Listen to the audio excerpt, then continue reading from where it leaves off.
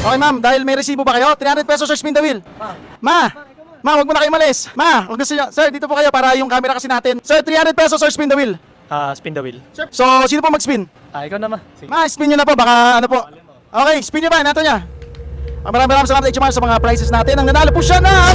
Yes! Nanalo siya ng stove! Oh my gosh! Congratulations! Nanalo po kayo sa... Ano pong nararamdaman niyo, ma?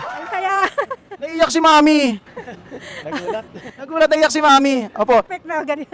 Opo, talagang... Supa. Nagkanbas na kami ng supa. Tapos ayun, sabi ko, balikan na lang kasi yung anak ko di ko pa kasama. Ayun. Yung nurse ko panganay, yung anak ko. Sabi Ayan. ko, mamaya balikan namin. Ayan, congratulations po, mami, dahil nanalo po kayo ng stove. At, halika, andito naman tayo sa HMR na. Claim po natin. Halika po. Ayan, isipin niyo po, pauwi na po sila pero nanalo pa rin. Ganon kalupit sa HMR. Kalo ko na yung stove ko.